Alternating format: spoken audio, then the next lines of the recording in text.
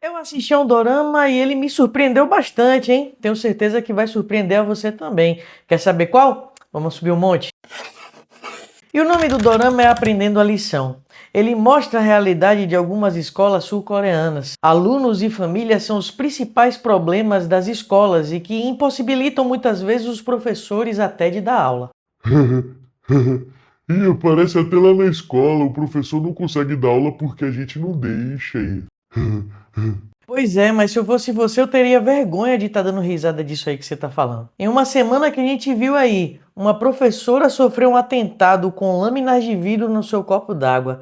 Policiais entrando em sala de aula para poder questionar projetos da escola e professores sendo pressionados por família, a gente precisa falar de muita coisa aqui, inclusive do apagão dos professores. Muitos professores andam migrando da sala de aula. Para você ter uma ideia, aqui no Brasil, 41% deles desistem de ser professor no início da sua carreira, fora os quase 80% que já pensaram nessa possibilidade justamente por conta da desvalorização do professor em sala de aula. Esse número é altíssimo e aqui eu começo a fazer a ponte com o dorama que a gente assistiu, né? Lá, o governo cria um departamento que é um tanto polêmico, o chamado DSE, Departamento de Supervisão Educacional. Na série, o inspetor Nahaldin entra nas salas de aula com grande autoridade. Se for preciso, usa até de violência com quem esteja atrapalhando o andamento da aula.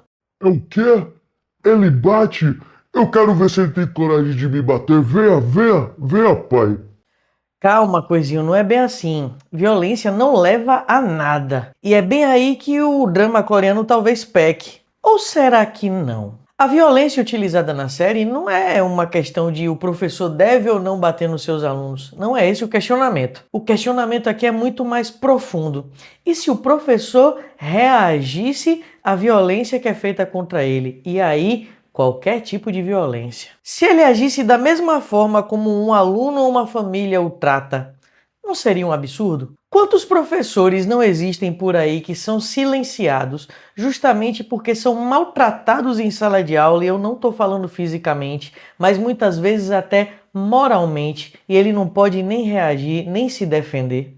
Não pode se defender? Meu professor fala pra... Sim, mas quando um professor revida, muitas vezes de forma ética, por sinal, as escolas fazem ele voltar atrás, seja para não perder o aluno quando da rede privada ou quando de uma situação extrema até para não perder a própria vida. E aqui eu recomendo para vocês os episódios 2 e o 5 para poder a gente debater um pouco. No episódio 2 e até no episódio 6 também, a gente vê uma realidade bem atual. Os professores não conseguem dar aula porque os alunos desafiam a autoridade daquele ser. E eles sabem que são menores de idade e que nada vai pegar para eles. E atenção, eu não defendo a redução da maioridade penal, tá? Mas eu me preocupo muito com o fato de muitos desses jovens se esconderem nas suas defesas sociais para fazerem o que bem querem. A escola é um espaço de socialização e de educação. Um jovem não pode fazer o que quer por aí, ele tem que saber muito bem que para viver em sociedade existem regras, e essas regras precisam ser respeitadas. Já no episódio 5, a gente tem um caso de uma família, uma mãe que persegue uma professora, e essa professora não suporta mais o peso daquele assédio moral, e ela chega a tentar tirar a própria vida. A escola recomenda até que ela nem entre em atrito com a mãe e silencie. E é duro silenciar, viu? Com esses 2 episódios aqui eu já consigo debater o apagão dos professores com muita tranquilidade.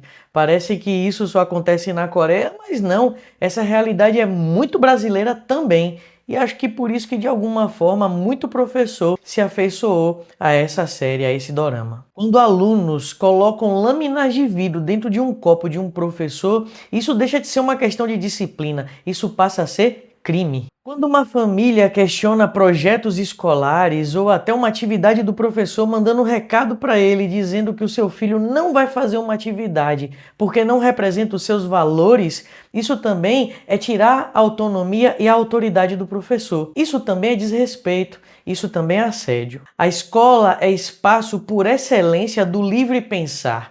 E se a gente não puder discutir determinados temas em sala de aula, e eu não estou falando aqui de manipulação, mas sim de um debate justo, onde é que a gente vai discutir? Eu não estou dizendo aqui que uma família não pode criticar a escola ou determinado professor, não. pode sim, principalmente se ela tiver na razão. Mas se for uma coisa individual por conta de valores pessoais, na moral, cale-se. É por essas e outras que muito professor, diga-se de passagem, excelentes professores, estão deixando a profissão. Rapaz, o professor ficou bravo aí.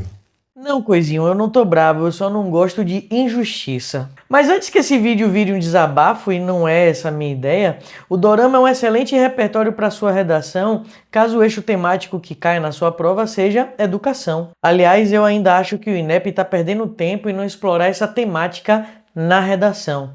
Aliás, eu inclusive investiria nele como possibilidade de tema no final do ano, hein? Em geral, os temas de redação do Enem jogam uma luz para um problema social que muita gente está ignorando. E pelas projeções do próprio INEP, a gente vai ter um apagão dos professores até o ano de 2040. E já tá faltando bastante, viu? Mas e você? O que é que você acha desse dorama e desse eixo temático que a gente está trabalhando aqui? Deixa aí nos comentários que eu quero ler. Não se esqueça de curtir, se inscrever e hypar esse canal, hein? E se for interessante, ajuda a gente no Apoia-se. Vou ficando por aqui. Um abraço para vocês e fui!